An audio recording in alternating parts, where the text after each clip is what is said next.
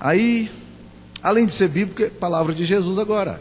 Jesus está dizendo, vocês vão se escandalizar, vocês vão enfrentar dias que o relacionamento comigo vai ser muito complicado, mas depois da minha ressurreição, eu vou adiante de vocês na Galileia. E Pedro se levanta, ainda que isso, na frente da igreja, na frente do grupo, né? Obviamente não era uma igreja como a nossa, mas a igreja estava ali, os discípulos.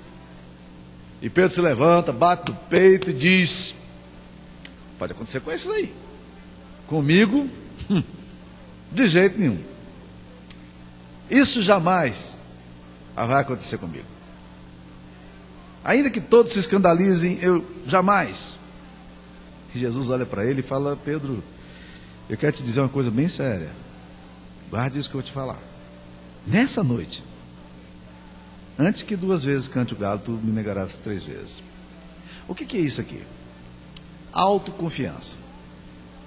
Quando nós fundamentamos a nossa fé e achamos que estamos bem, porque estamos firmados na nossa autoconfiança.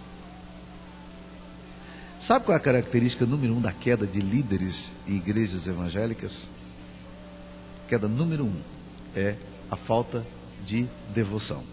Descuido com a falta de devoção. Segunda característica é que eles acham que isso jamais vai acontecer com eles. A autoconfiança. A Bíblia diz que aquele que está em pé, veja que não caia. Nós precisamos estar certos de que nós precisamos de Deus. Sabe o que acontece com a autoconfiança? Quando nós nos tornamos autoconfiantes, nós olhamos demais para dentro de nós mesmos e esquecemos de que a nossa dependência tem que estar em Deus. O Salmo 124 faz uma declaração interessante. Não fosse o Senhor que esteve ao nosso lado, não fosse o Senhor, Israel que o diga, nós teríamos sido consumidos. Se Deus não estiver do nosso lado, meus queridos irmãos, a nossa autossuficiência não nos socorre. Pessoas que acreditam que determinadas tentações nunca hão de atingi-los, que confiam na carne, na capacidade de resolver os problemas e se esquecem da advertência de Jesus. Pedro cai por causa disso. Autossuficiência. Ele acha que essas coisas não vão acontecer com ele. Aquele que está em pé, veja que não caia. A Bíblia nos adverte, vigiai e orai, fica atento. Nós precisamos entender isso aí. Então, o processo de Pedro começa com autoconfiança. Como é que está a sua vida espiritual? Você confia na sua capacidade ou você confia na autoridade, no poder do Espírito Santo na sua vida? A melhor forma de expressar a dependência é na oração. Então, se você quiser saber se você é uma pessoa autossuficiente, pergunte quanto tempo eu tenho orado. Aí você vai se desesperar. Porque o autossuficiente é exatamente a pessoa que não precisa de orar. Não precisa orar. Ele tem o poder nele. Aí ele pega a espada dele, eu tenho a força! Eu não preciso de Deus. Está tudo comigo. Bem humanista na abordagem dele. Leia com cuidado as Escrituras Sagradas. Então Pedro cai. Advertência de Jesus, olha, vai se escandalizar, eu vou ferir os pastores, as ovelhas vão correr. Não, mas não vai acontecer comigo, acontece com os outros, tal. Processos complicados. Segunda coisa que esse texto aqui nos mostra é a falta de vigilância de Pedro. Porque Jesus leva Pedro para orar com ele, num momento extremamente difícil ali no Getsêmani, e na minha Bíblia eu viro a página aqui, e quando ele volta, a Bíblia diz que encontrou Pedro dormindo. Ele diz assim: Simão, tu dormes? Não pudeste vigiar nem 1 hora? A gente leu o texto correlato de Mateus, em que a Bíblia nos fala que por 3 vezes Deus voltou, e por 3 vezes ele encontra os discípulos dormindo, os olhos pesados. E Jesus exorta os discípulos a vigiarem e orarem para não entrarem em tentação. Nós trabalhamos isso no domingo passado aqui no nosso sermão. É aquele estado de torpência, de olhos pesados. É interessante, você não está fazendo o mal.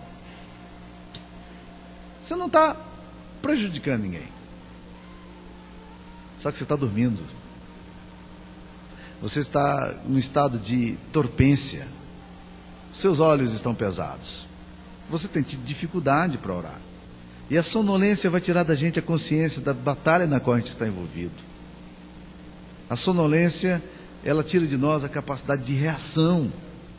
E às vezes quando as coisas estão acontecendo, a gente não percebe. E Jesus diz que a gente precisa vigiar e orar, porque o espírito está pronto, mas a carne é fraca. É porque a nossa natureza é tão frágil. Ele diz: busque o poder e estejam alertos, abram os olhos, clamem, para que esse processo não se dê na vida de vocês. E os olhos pesados vão tirar de nós essa situação. Quer ver alguns olhos pesados? A gente começa a ter, às vezes na vida cristã, um processo de dúvidas. A gente começa a duvidar do poder de Deus, da autoridade da palavra, das palavras de Jesus. Quantos pastores conheci que descambaram na fé, se apostataram da fé, entraram num processo de dúvida e não ficaram alertas com as coisas que estavam acontecendo, e aí de repente vão. Torpência. Quantos líderes, quantos que corriam bem e agora longe vão? Torpência, dormência, negligência, essas coisas que são processos de queda, falta de vigilância. Você tem vigiado, irmão? Olhão aberto. Você tem orado para que quando as tentações vierem sobre você, você não entre nelas, porque elas virão. É interessante, as tentações virão. Se você ler comigo um texto aqui de Marcos, você está em Marcos com a Bíblia aberta, volte um pouquinho algumas páginas aí, Marcos capítulo 4. Eu acho interessantíssima essa declaração de Jesus na parábola do semeador. Marcos 4, versículo 16, olha aí. Semelhantemente, são esses os semeados em solo rochoso, os quais, ouvindo a palavra, logo a recebem, de que forma?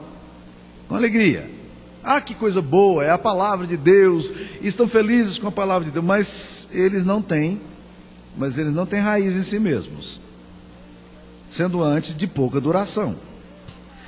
O que é que leva essas pessoas a se afastarem? Olha o texto diz: em lhes chegando a angústia ou a perseguição por causa da palavra, logo se escandalizam. Eles começam a passar pela angústia, quando tem que enfrentar a perseguição, tribulação, as coisas não vão bem, como esperavam que iriam. Receberam a palavra de Deus, aprenderam a amar a Deus, mas de repente surge a crise. Aí entra em crise, não sei o quê, porque falta de vigilância, raiz, não tem raiz em si mesmo. Aí a angústia vem, a tribulação vem, como a casa não está edificada sobre a rocha, mas sobre a areia, afunda, cai. É isso que acontece quando nós não estamos vigilantes. A vigilância, ela nos ajuda a estarmos percebendo o que está acontecendo. Como é que está a nossa vida de oração, de vigilância? Terceiro processo aqui que acontece aqui em Marcos, voltando em Marcos aqui, Marcos 14, versículo 54, olha que frase interessante.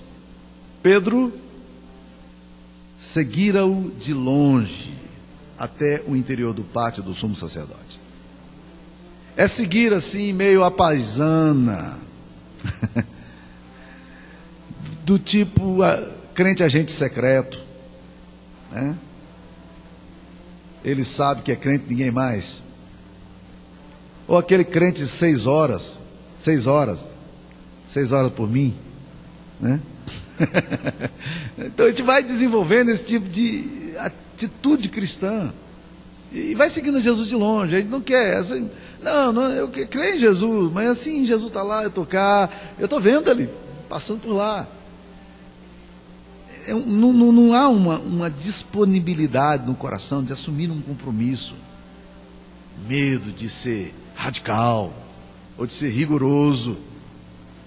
o medo de tomar atitudes éticas que vão ser criticadas, posições que implicam em perdas. É a fé sem compromisso, a fé periférica,